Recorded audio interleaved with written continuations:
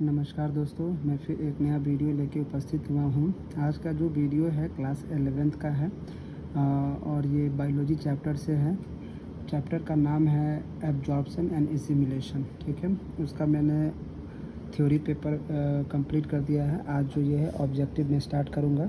पहला number question जो है वो आपका है परजीवी है। ठीक है, निम्नलिखित में कौन परजीवी है? तो देखिए, परजीवी का मतलब क्या होता है? परजीवी का मतलब होता है कि वैसा जीव जो मनुष्य के कहाँ रहे, मनुष्य के शरीर में रहे। ठीक है, कहाँ रहे? शरीर में रहे। उसी को हम लोग क्या कहते हैं? पैरासाइट कहते हैं। क्या कहते हैं? पैरासाइट। तो देखिए, इसमें कौन है? अमीबा है, जोक है, मधुमक्खी है और मनुष्य है। अमीबा ये बाहर रहता है, जोक जो है वो मनुष्य के अंदर रहता है, मधुमक्खी बाहर रहता है, मनुष्य बाहर। तो आंसर क्या हो जाएगा इसका? बी नंबर हो जाएगा। ठीक है, दूसरा क्वेश्चन देखिए। दूसरा क्वेश्चन क्या है? आमाशय खुलता है कहाँ पे? आमाशय, ठीक है, यानी स्टमक। तो देखिए, स्टमक ये क्या है? फिगर जो है स्टमक का है। ठीक है, ये क्या है? फिगर स्टमक का है। इसको हम लोग क्या कहते हैं? इसको हम लोग कहते हैं एलिमेंट्री कैनाल कहते हैं। यहाँ पे एक रिंग होता है। ठीक है, इसको हम लोग क्या कहते हैं? बॉडी कहते हैं। ये बॉडी हो गया, ये दो भागों में बांटता है। ठीक है, एक पाइलोरी डक्ट होता है और यहाँ से ये खुलता है, आपको एक रिंग में खुलता है। ठीक है, तो देखिए इसमें क्या क्या ऑप्शन दिया हुआ है? कोलन में, ग्रास नली में, ग्रहणी में और मलाशय में। तो यहाँ के बाद जो है ये खुलता है आपको किस में? छोटी आंत में। यहाँ पे क्या होता है? ड्यूडेनम होता है। क्या होता है? ड्यूडेनम होता है, जिसमें ये क्या करता है? खुलता है। यानी क्या आप दीजिएगा? ग्रहणी। ग्रहणी को ही हम लोग क्या कहते हैं? ड्यूडेनम कहते हैं। ड्यूडेनम। ठीक है, ये क्या होता है? ड्यूडेनम पार्ट होता है। अगला क्वेश्चन देखिएगा। मनुष्य में मुख गुहा के बाद होता है क्या? मुख गुहा मतलब क्या? ये हो गया आपका माउथ पार्ट हो गया, ये माउथ पार्ट हो गया। ऊपर से एक ये आता है नोजल पैसेज, यहाँ से क्या होता है? एलिमेंट्री कैनाल होता है। ठीक है, तो मनुष्य में मुख गुहा के बाद क्या होता है? आमाशय, ग्रास नली, मलाशय या ग्रसनी।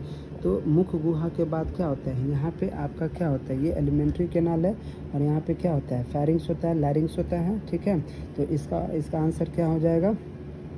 इसका आंसर हो जाएगा मलाशय। ठीक है, मनुष्य में मुख गुहा के बाद क्या होता है?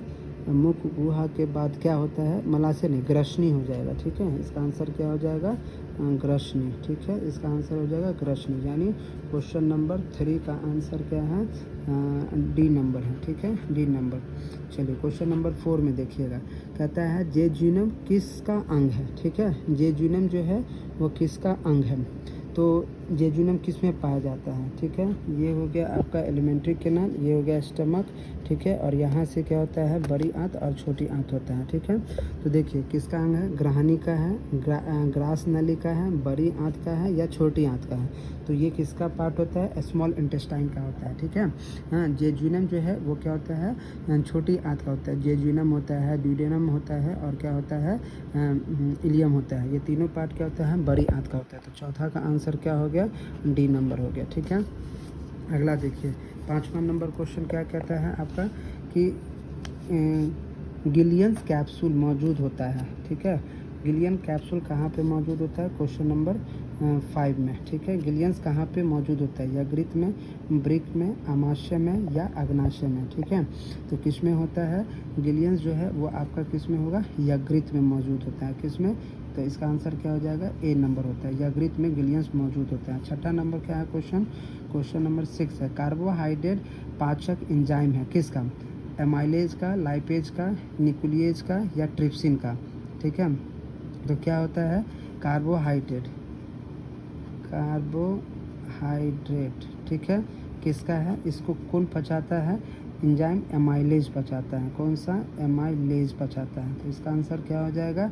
ए नंबर हो जाएगा। ठीक है, अगला क्वेश्चन देखिएगा। अगला क्या कहता है आपका? 7वां नंबर में टाइलिन जो है, टाइलिन एंजाइम मौजूद होता है। किस में मौजूद होता है टाइलिन? टाइलिन जो है आपको मौजूद होता है। ऑप्शन क्या क्या दिया हुआ है इसमें? ऑप्शन दिया हुआ है गैस्ट्रिक रस में, आंत्र रस में या पित्त में या लार में।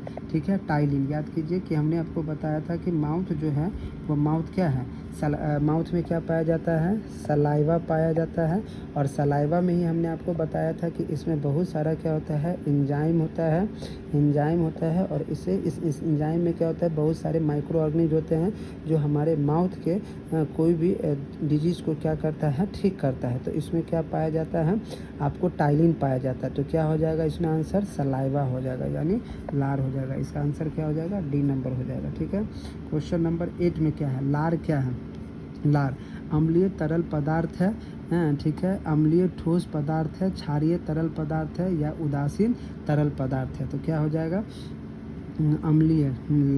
लार का पीएच यानी सलाइवा का आपको बताए थे कि सलाइवा का पीएच कितना होता है, 7.2 होता है या 6 पॉइंट के रेंज में होता है। तो ये क्या होता है, इसका आंसर हो जाएगा सी नंबर। ठीक है, यानी क्षारीय तरल पदार्थ होता है इसका आंसर। ठीक है, अगला नंबर देखिए, नौमा में क्या कहता है, वसा पाजक एंजाइम है। वसा जो है यानी वसा क्या हो गया, यानी फैट हो गया। 7वां नंबर क्वेश्चन है, इसमें क्वेश्चन नंबर 9 हो जाएगा। ठीक है, क्वेश्चन नंबर क्या हो जाएगा, 9 हो जाएगा। 9 में क्या कहता है, वसा जो है वह एक पाचक एंजाइम है। ठीक है, वसा क्या है, एक पाचक एंजाइम है। वो किसका पाचक एंजाइम है तो देखिएगा इसमें ऑप्शन क्या क्या दिया हुआ है, पित्त दिया हुआ है, पेप्सिन दिया हुआ है, लाइपेज दिया हुआ है और टाइलिन दिया हुआ है। तो इसका आंसर क्या हो जाएगा, इसका आंसर हो जाएगा लाइपेज हो जाएगा। ठीक है, क्या हो जाएगा, 9वां का सी नंबर हो जाएगा। ठीक है, 10वां देखिए, पित्ताशय को उत्तेजित करता है कौन, सेक्रेटिन, इंटेगेस्ट्रॉन, कोलिसिस्टोकाइनिन या काइल।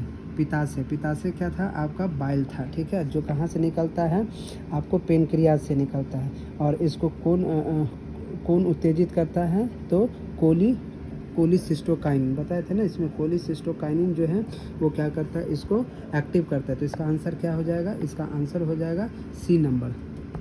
इसका आंसर क्या हो जाएगा, सी नंबर हो जाएगा। ठीक है, अब देखिए 11 नंबर में क्या कहता है, 11 नंबर में कहता है कि लोहा जो है वह पाया जाता है।